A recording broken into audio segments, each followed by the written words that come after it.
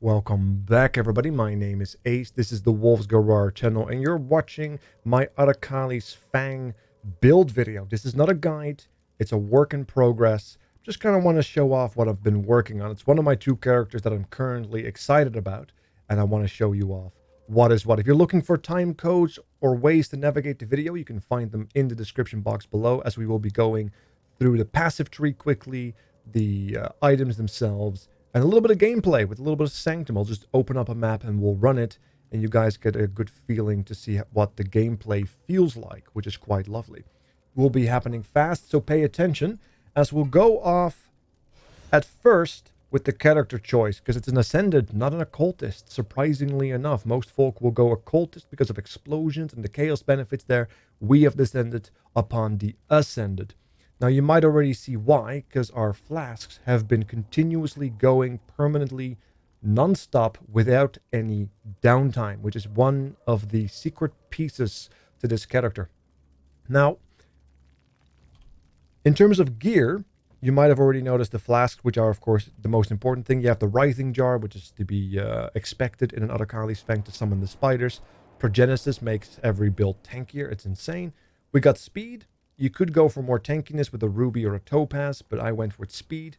Orayev's End, together with Flask Effect and global damage buffs, which we are able to obtain through passive tree nodes, with the minion damage scaling, makes this pretty much just all the explosions you could possibly need, and we can still scale it further.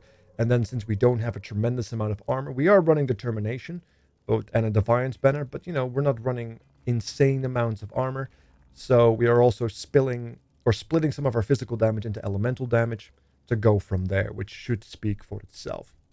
It's a very heavy, unique build. Speaking of unique things, this is a usable relic. In a perfect world, you would perhaps get flask charges and something that is relevant to skill effect or minion damage, if that is even a thing. I would prefer to get max res, so I can tech in a melding and become super tanky. But alas, I have not been able to find anything. This is just something of a previous character. Divine Shield does not matter, by the way. I would have preferred something like a Mage Bane to save a point. But yeah, Divine Shield is just a leftover relic from a previous character. Don't pay attention. It's just here for the flask effect. Arakaali's Fang speaks for itself. Of course, we're still going to have to enchant it. I'm actually looking forward to maybe messing around with a double corrupt or two, but work in progress. We've got our Ancient Skull. We're using a Malevolence enchantment. You could also run a Determination enchantment, because our reservation is very tight. We have 1 mana left, and we're using a Life Tap, which is unfortunate but necessary. We got a Squire, naturally, as you do. We're running All's Uprising Purity of Ice, because we are expecting to tech in the melding gem. However, if you're not planning to doing that yourself, you're plenty surviving as is, plentiful tankiness to go around. You could also go with a purity, not a purity, a haste one, maybe even envy if you really want to crank up the damage.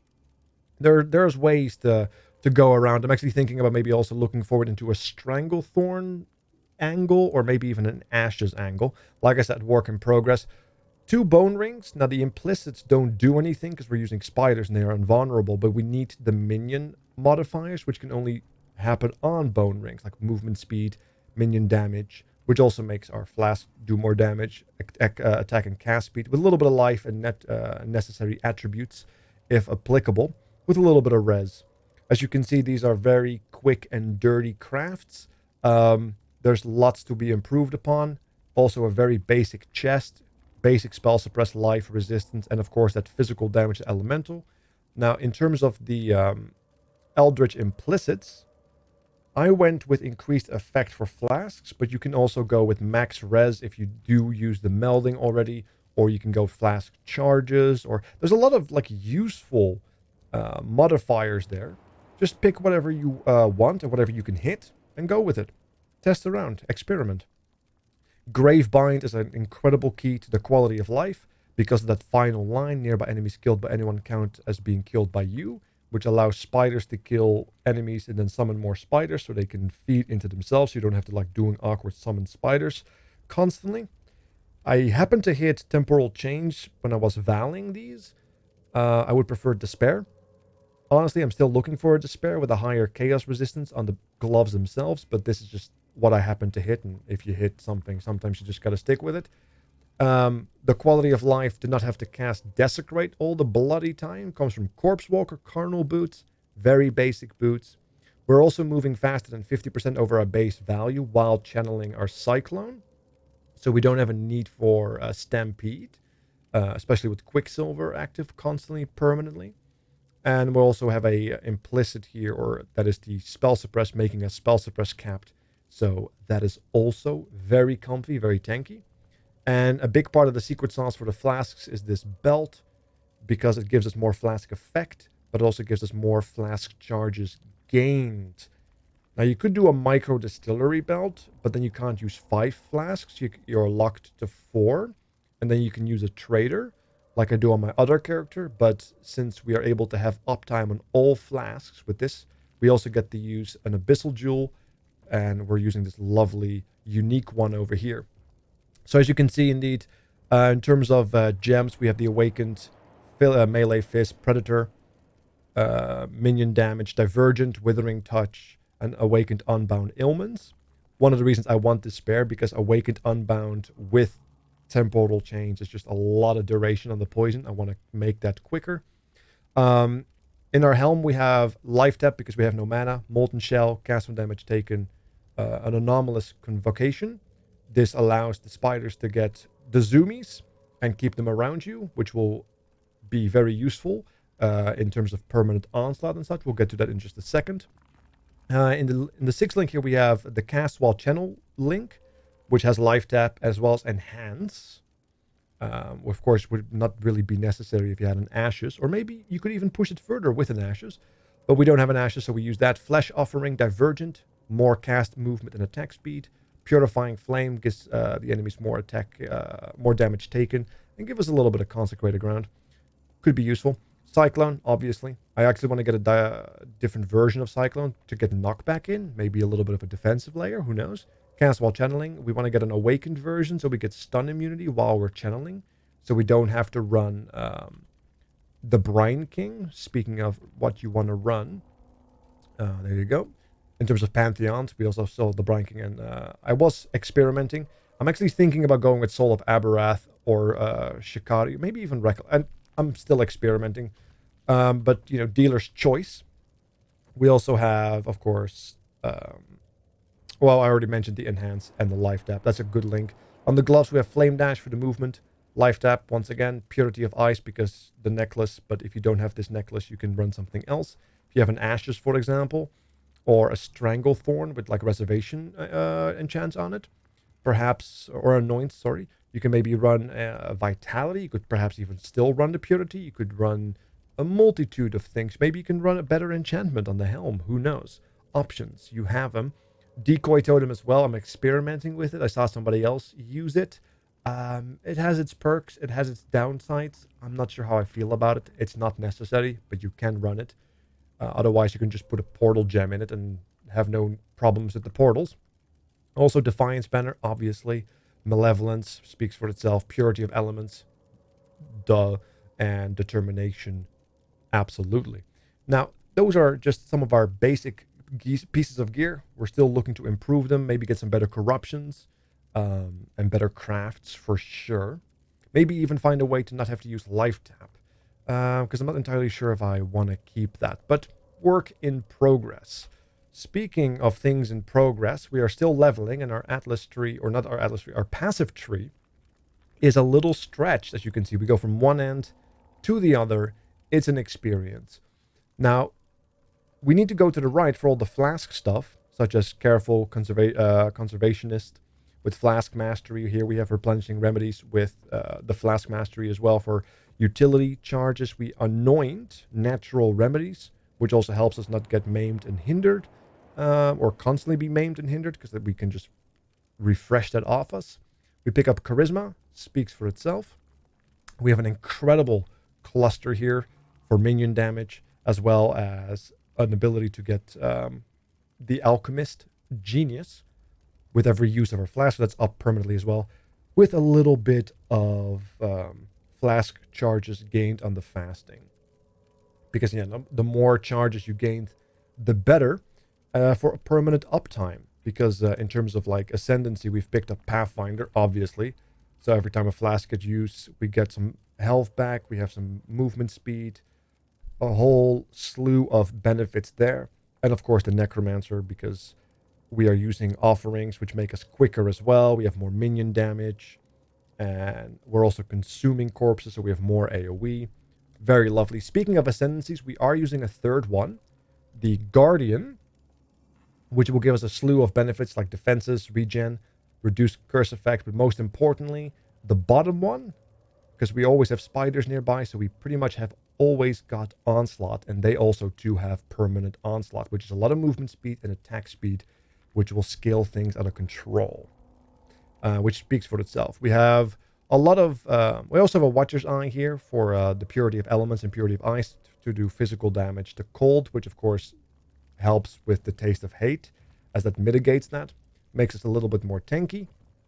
We have also got a lot of Abyssal Jewels active, which are just basic attack speed, damage, a little bit of life, a little bit of resistances.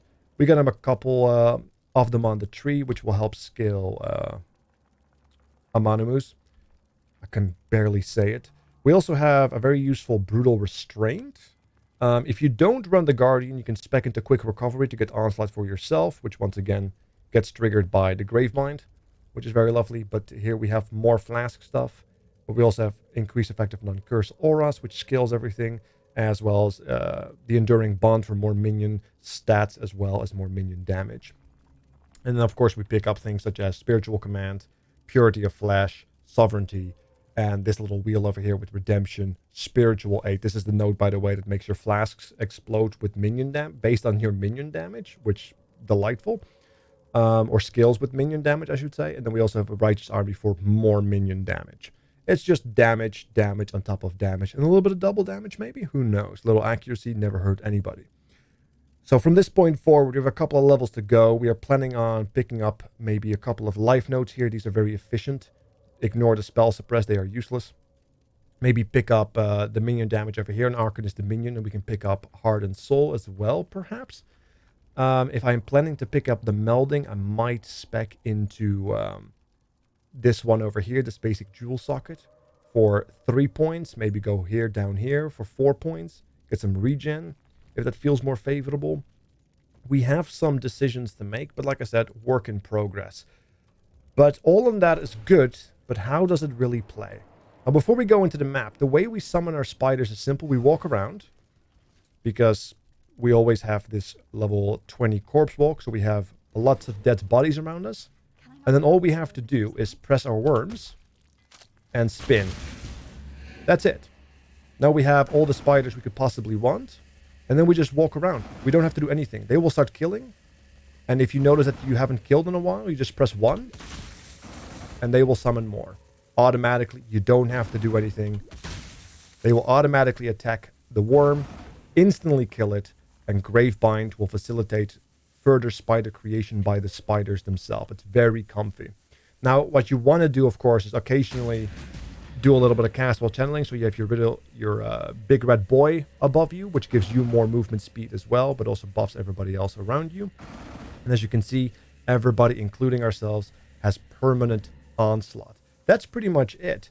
You can occasionally throw in, on tougher targets, your signal prey, but most things will die unless they're big bosses. Decoy totem is not even necessary, so I'm just going to do this away with to avoid confusion. And then we also have your flame dash to move around with. But I think we should just go in and have some fun. I'm using growing hordes, so let's get some decent pack size.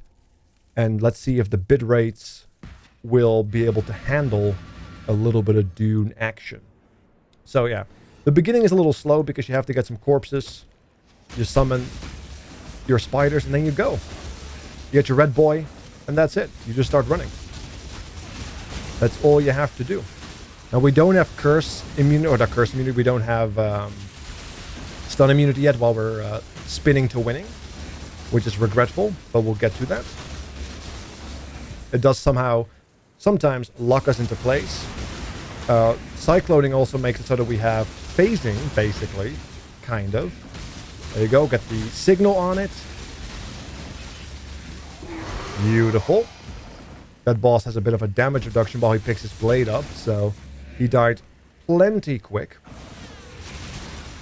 And that's it. Like, that's all you really have to do. Occasionally a little bit of spin to win, just to make sure to get your buff.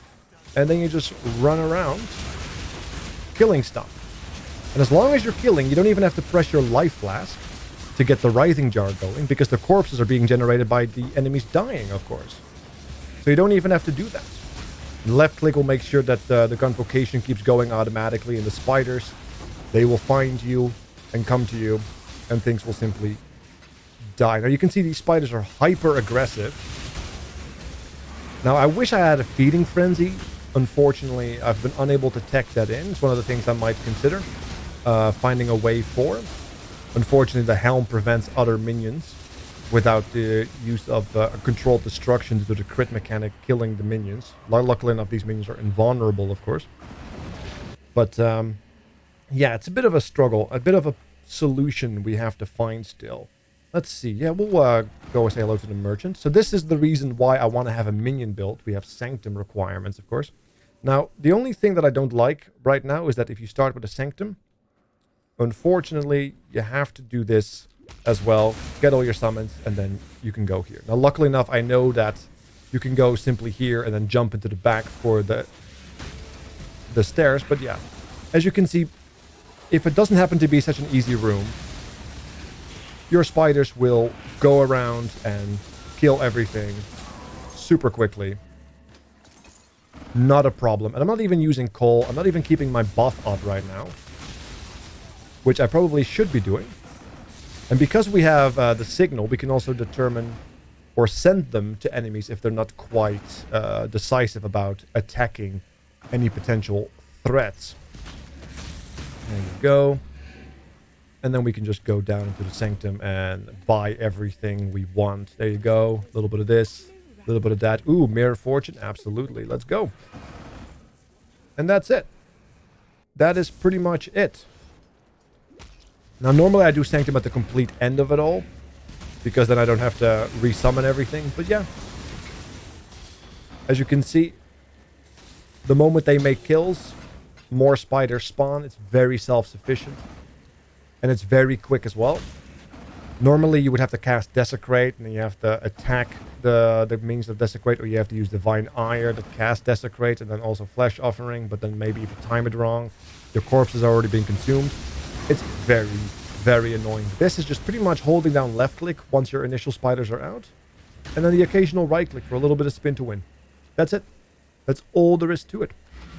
And we have a lot of upgrades still to go. So I'll try to put a POB at the bottom of the description box, but hopefully you enjoyed this video. Maybe it has given you a little bit of inspiration. Make sure to check out the stream while we're playing the build, as well as the other build I'm working on, and I will see you guys around. Thank you so much. Have a good rest of your evening, and I'll see you guys next time. I'm out.